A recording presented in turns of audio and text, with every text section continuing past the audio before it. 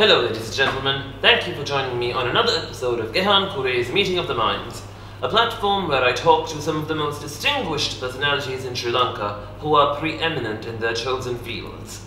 This program is something that I'm doing at the behest of Daily Mirror Online while I'm down here in Colombo.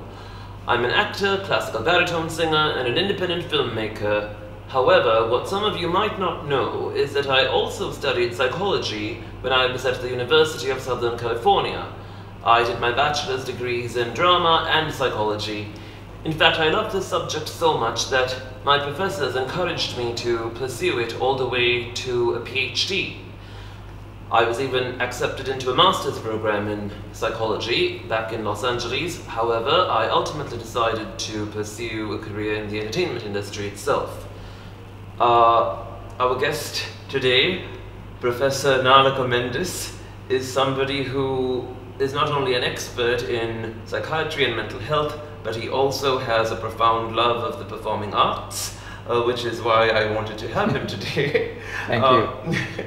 And, you know, Professor, I think what most people would love to know first and foremost is what really constitutes mental health, because I think you were telling me the other day we hear the term mental health bandied about by presidents in various countries, America, Sri Lanka, but, you know, what does it really mean? Well, mental health is a term which has been used for a long time, more than maybe 200 years, but it's the meaning of that and the importance of that is changing. Yes. Now people accept that mental health is an integral part of health. Health is essentially physical, mental and social well-being. Now they'll ask the question, what do you mean by well-being?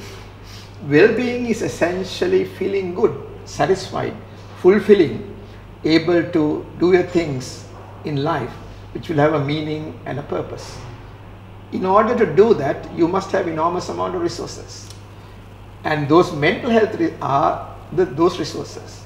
Essentially your cognitions, that is essentially your ability to have intellectual ability, the judgment, assessment of things, intellectual part of it. Right. Then you have the emotional part of it, Right. your feeling part of it. Right. Then you have the motivation part of it, and of course the behavior ultimately. Now those four things, and generally a person with good mental health or well-being is able to realize the potential of his life, which he is born with, and then meet adversarial conditions in life without any problem. Right. Be productive in life and contribute to the social development, depending on the culture, the milieu in which you are living. And the people in fact go a step further and say, provided they live in harmony with the environment, universal values, which means essentially fairness, compassion, empathy and respect. Those are the kinds of words that these people are using increasingly to talk about the mental health. Right. And I think it's interesting, Professor, that a lot of these key words nowadays, which are associated with optimal mental health, are also words that have been used in spiritual traditions and religious traditions for thousands of years, right? Absolutely. The Carl Rogers, famous humanistic psychologist, what they call the, person-oriented psychotherapy, he was a son of a Christian clergyman. Right. And then he started psychology. Then he combined these together and became a humanistic psychologist. Right. Humane, yes. And I think that's something we forget, ladies and gentlemen. It doesn't matter what religion we adhere to as long as we are humane, as Professor Mendes said. Yes. And, you know, Professor, I think something that I would like to touch on, because some of you might know this, my former stepfather committed suicide last year, which was a blow to all of us. This was a rather famous suicide in Colombo, which, begs the question, Professor, what is it that drives a person to the point of despair where they would want to take their own lives, considering, as somebody told me, the instinct for self-preservation is something that animals and humans have in common. So for a human being to take their own life, because I don't think animals take their own lives because I suppose they're incapable of those cognitions you spoke of. Right. I think a very interesting question, very complicated question also. Human beings rationally thinking should not commit suicide because you have a solution. But there are situations, environmental factors or personal factors or biological factors where you are driven into desperation. They are up against a wall, there is no way that I can get out of this situation. And I will try to avoid this suffering as much as possible. And then that will be really something that they would love to do because that is, they are getting out of suffering. Right, right. That's one aspect. Then of course we have the other suicides like this suicidal bombers or whatever it is, where they are doing something very altruistic, very great for the community. In their minds. In their minds. Right. And I'll be taken to heaven and I'll be real guest there. Right. So they, although rationally we don't see a reason behind it, they have a rationality behind it. Right. Either escape suffering on one side or going to heaven on the other side. So that is the explanation today. Yes. But these things keep on changing. I'm sure there are many things we will understand. And there's another biological stories that say that certain chemical substances in the brain will increase its concentration the time of suicide. Because again, it's not difficult to understand because human brain, human behavior, molecules, chemistry, all these are linked. Yes. Although we started separating those days 30, 40, 50 years ago. Exactly. They're all linked together. The body and the mind are linked together. Yes. And I think on that note, Professor, because I think some people might wonder what the difference between a psychologist and a psychiatrist is, and I think the answer to that lies in the link between biology and the mind, because I think a psychiatrist combines the two fields, right? Yeah. Now that's another common thing that the people keep on asking about. Yeah. For historical reasons in the Western European countries, psychiatry or the insane was associated with asylums, right. And they thought it was some kind of a brain health problem. So doctors are put in charge of that. Right. So they went on looking at these people and took care. Even in Sri Lanka, it's the same story.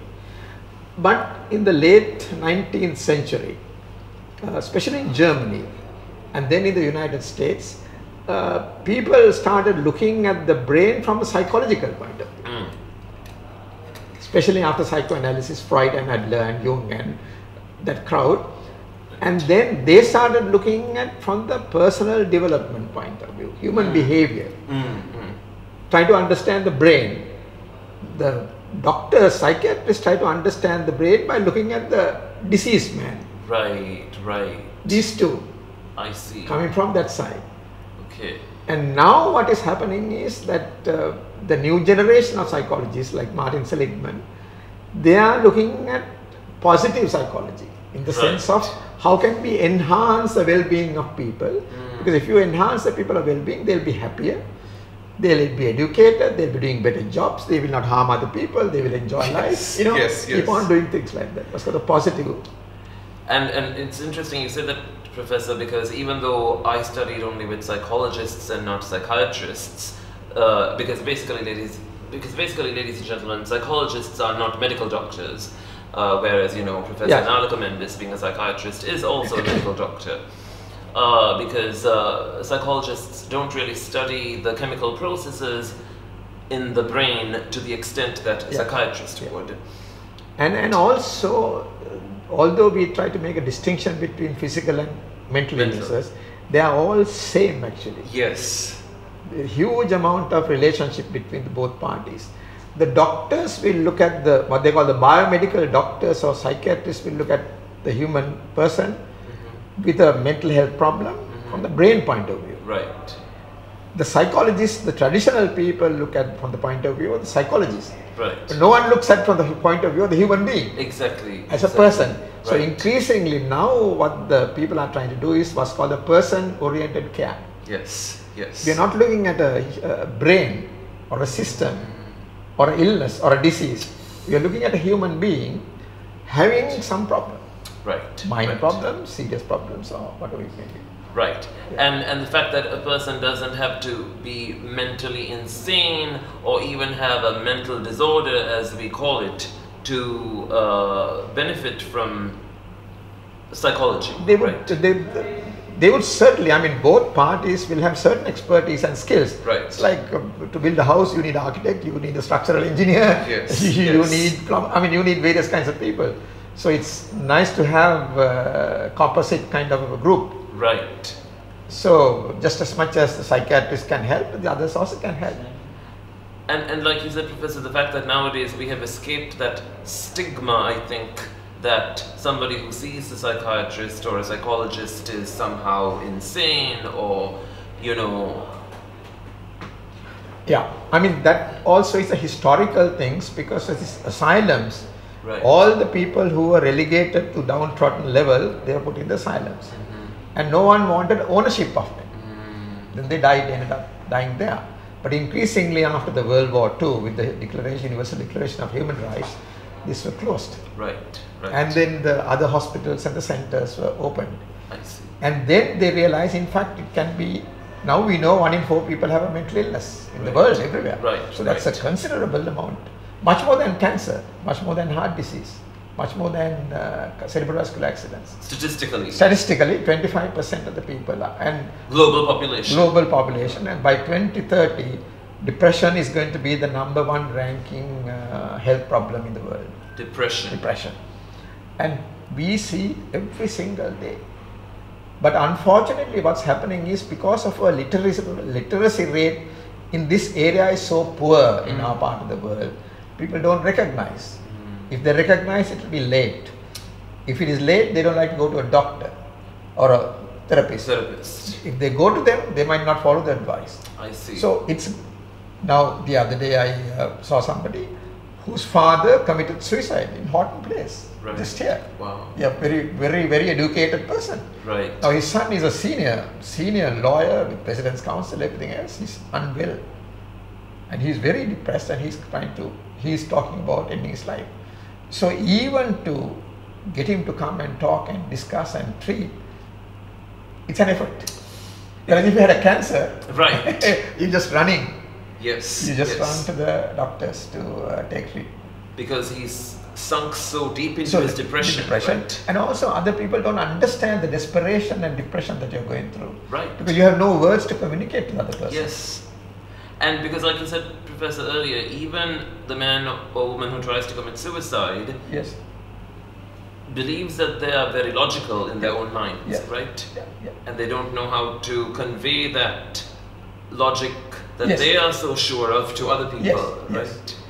So, I mean, it's a fascinating area to help people to recognize their problems and raise their potential ability to move on, because they are not crazy.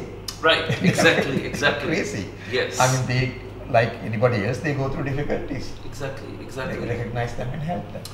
And I think I love what you said, Professor, about how, you know, whether it's psychology or psychiatry, we have moved away from symptom reduction as it used to be, and you're not necessarily treating, you know, all these mental disorders, so to speak. You're trying to enhance the overall well-being of the person, quality of life. Quality of life. Yes. In fact, now there is a movement called recovery movement in the world, mainly started in the United States and the UK, where even very seriously mentally ill people will say, now I have recovered. He might have a few oddities like hearing voices or suspicious or something incoherent voice or speech, but they are living on their own. Wow. They are getting state pension or whatever it is, they have relations, they have a church to go to, they are living an independent life.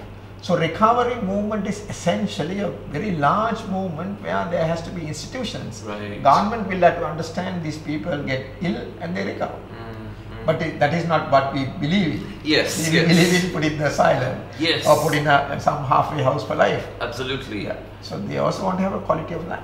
And I think what you're saying, Professor, is we have to acknowledge that recovery is a process. It's a process. Yes. Absolutely true. It's a process in the therapist, as well as in the patient, as well as in the family, as well as in the society. Right. You know, everybody will have to understand Yes. that people do recover. Absolutely. Yeah. because depression, takes a toll on you physically as much as it does psychologically.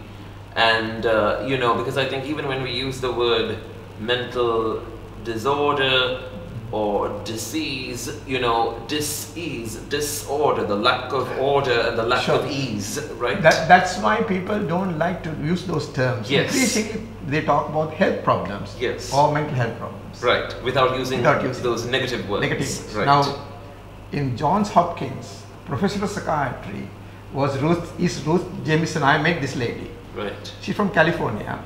She had been under treatment for mood disorder, bipolar disorder for long life. When she applied for the post of professor of psychiatry at Johns Hopkins, there's one line. Question is, have you suffered from mental illness? Right. She didn't answer. But the selection board knew that she was suffering, but she was brilliant. Right. So they selected her, invited her to dinner and selected her. She has written the most amount of books on bipolar disorder.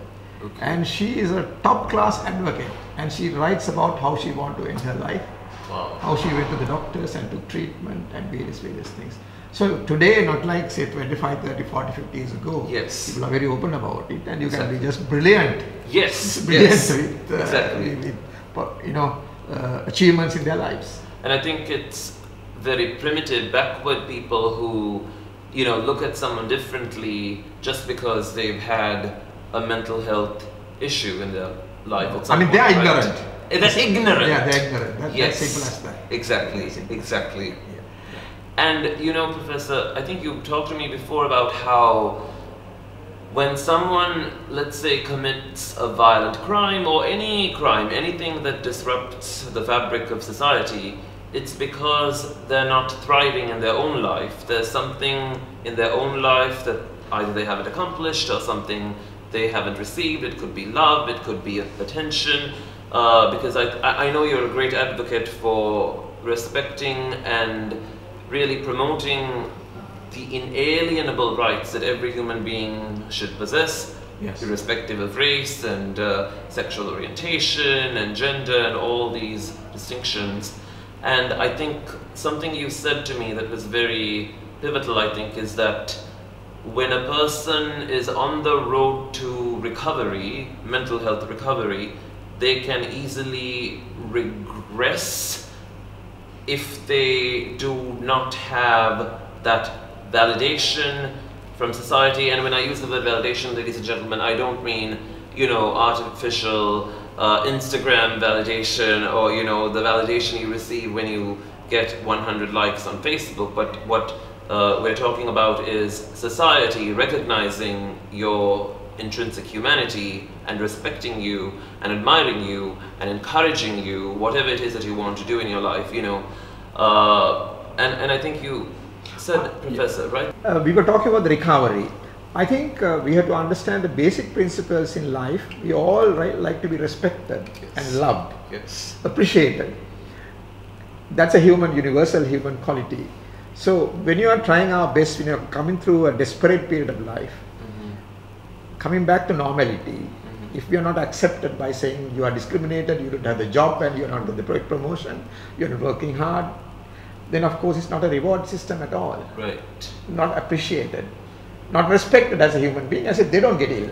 Right. That kind of thing. Right. It's one law for myself and somebody else, something else. Yes. So in societies where this kind of discrimination and lack of respect, intolerance and lack of flexibility, all these things will lead to chaos. Right. Because there will never be an agreement. Yes. The issue is, now I'm trying to write something about mental health, well-being and human rights. Now human rights, when you talk about, you think only the big lawyers and the judges and the politicians know human rights. Yes. Human rights is a very basic pattern of human behavior. Yeah. Any decent society, you respect another person. Exactly. You don't go and harm, you don't go and kill, you don't go and do. You will appreciate them, recognize them, reward them where possible. So that is human rights. Right. Essentially, that's a human behavior. What civilization What civilization? Because that is being what's called the nature. Yeah. Human nature is such.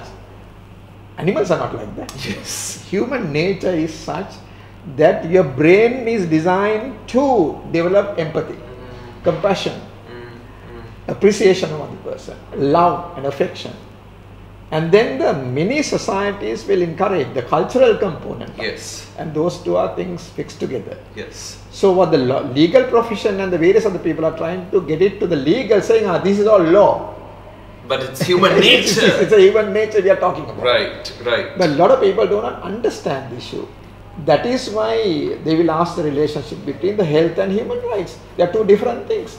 Certainly not, they are dependent on each other. Right. If you don't have education, if you don't have health, if you don't have proper housing, if you don't have security, transport, how can you develop yourself? Exactly. How can you achieve your goals? Achieve your goals, you can't. Right. So in every society, you have to have those basics given to you. Yes. Equally. Right, right. Because I can't see why. This is all public wealth. Right. How can a big person travel in a Mercedes Benz or a BMW out of our money? Right. Whereas right. I am just going by public transport. Exactly, the taxpayers' money. Taxpayers' money. Right. So people start asking these questions, which they didn't ask earlier. Right. Those days it was kings and queens and emperors.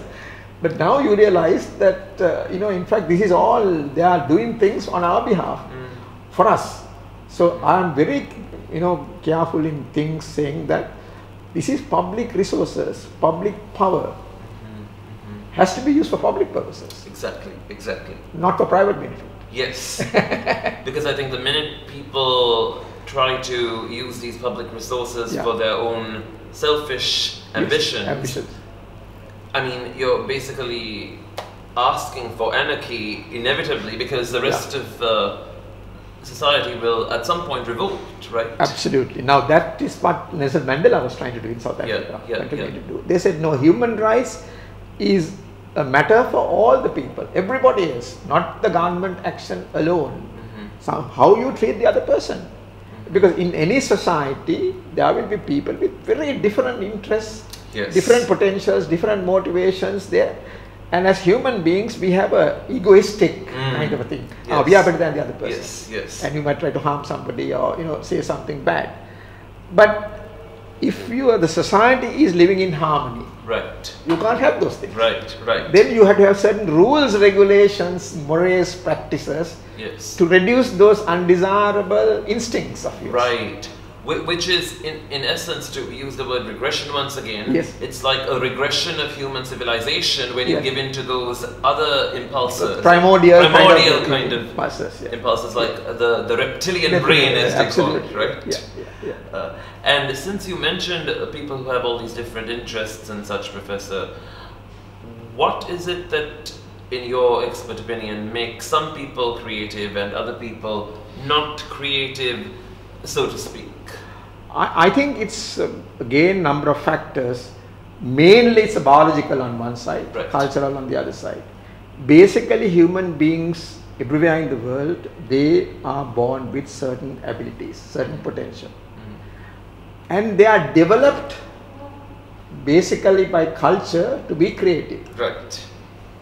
Say in our part of the world, third world, South Asia, Southeast Asia, we tend to be very much imitators. Right. We copy things. Yes. Copy things. Starting with people who copy their parents, for example. Copy things. Yes. But in the West, generally no, you are independent. Yes. You have to start something new. And don't just do what your father is doing. Everything else. Exactly. So creativity is really nurturing an ability or a potential you are born with. Right. But in schools in our country, all what we are doing is we are killing that. Yes, you're squashing that creativity.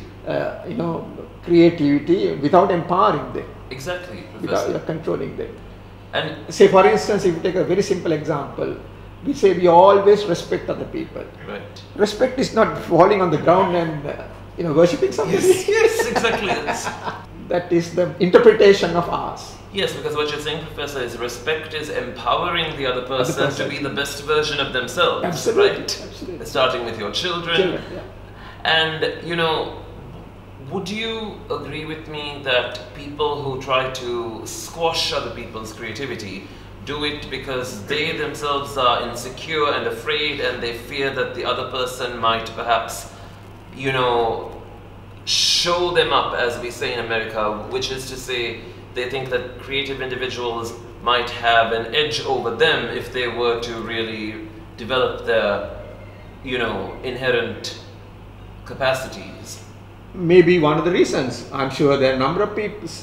I mean, if you feel your resources are limited, right, you try to, like a feeding frenzy of sharks. And starting with the mental resources, that's a mental resource that I'm talking about. Yes, but you realize if you don't do it, there's something else available. Right. If you're ultimately your life trajectory is based on your mind. Yes. How you have set your mind. Right. That's the cognition, emotions, motivation, and the behavior. Yes. If you have got those things straight, yes, you do anything you want, provided you have the potential to do that. Yes. Inborn ability. And I think people who have not developed their mental resources, who have not developed their intellect, who have not perhaps explored their imagination, are threatened by people who have developed their intellectual resources, because I think they feel like the other person would at some point yes, but that's because also they look at the world from the other person's point of view. Right. You create your own life. Yes. Your own destiny. Your own destiny, irrespective of others. Then you skirt your obstacles, avoid the obstacles, and move on. Right. And then keep on doing it. Yes. By very simple things, learning new things, right, being active all the time, looking at the environment, gratitude, yes, relationships. People realized the other day I was reading a country where streets are very beautifully, tree lined. The mental health is much better there. Right. Places where they feel a beautiful environment. When they see nature around them. Nature around it, the colors, the yes, air, and temperature. Which is why even you like to spend so much time in Diatalava, I think, yes, right? yes. And perhaps my final question, Professor, which might be slightly controversial, but in the United States of America, of course, the pharmaceutical industry has received a very bad reputation. Well, let me rephrase. When do you think a person really needs to take medication? When they have a mental health problem, and when would therapy alone suffice, you think? I think there are two clear-cut areas. The one, very seriously mentally ill groups of people, like serious mood disorders or psychosis. Schizophrenia. Yes, schizophrenia, you need medication. Right. Maybe periods, short time, long time, intermediate, whatever it is. Then there's on the other extreme, there's no medication whatsoever is needed, where talk therapy or counseling, psychotherapy, whatever it is, will work. Right. Then there'll be an in-between group of people who might benefit from both. So you read it, you use these tools that are available within you. People who suffer from mild depression who might benefit from a little serotonin, perhaps. Yeah, sure. Right? Sure. Absolutely. And if you could maybe briefly tell our audience what serotonin is. Those are what I call neurochemical substances which are produced in the brain, these are transmitting agents in the brain. They transmit impulses from one cell to another cell. Right. So in certain disorders, these are more, and other disorders, other chemicals are more. Right. So what the drugs that we give do is either restore the balance of these neurochemicals in the brain. Substances. Right. So I always tell them, I'm only doing something like oiling a machine or something like that. Right. Facilitate you to think through, like misty sort of morning. You look at the horizon, it's misty. Right. But as you come up, it clears up. 10 o'clock in the morning, it clears up. Yes, and you behold the full splendor of the. Yeah. I'm not saying always it works, but, but very often, majority of the people, it works. Right. Even in the minorities of patient now, as I said earlier, John Nash, Nobel Prize winner from Princeton for economics in 1994, was suffering from schizophrenia. Very serious mental illness. But brilliant man. Brilliant man, but he got the Nobel Prize. Exactly. Yes. Yeah. I mean, I sincerely hope, ladies and gentlemen, that this show has been of tremendous benefit to you. I could talk to Professor Mendes for hours, obviously. I think, he has really brought everything together, everything from, neurobiology to those basic human values which we all need to, adhere to in our lives if we are to be the best versions of ourselves, and also if we as a society are to be the best version of humanity that we can be collectively. So really, thank you very much Professor Mendes, I was honored to have you today. Thank you. and I have a request for you. Yes. I think it will be a very interesting thing to put up something in your field in this area, like the Beautiful Minds. Say John Nash, right. They produced, he got the Nobel Prize in 94, 2001, a young, brilliant director from US. Yes. They produced, based on a book, based on screenplay, produced a film called Beautiful Minds. Exactly, with Russell Crowe. Yeah. Yes. And we managed to get a thing from the US and show it to our people here. In Sri Lanka. In Sri Lanka, Beautiful Minds. On that very inspiring note, we thank you for joining us today, ladies and gentlemen. We will see you again next week on yet another episode of Gehan Kure's Meeting of the Minds with another distinguished Sri Lankan guest. Thank you. Thank you.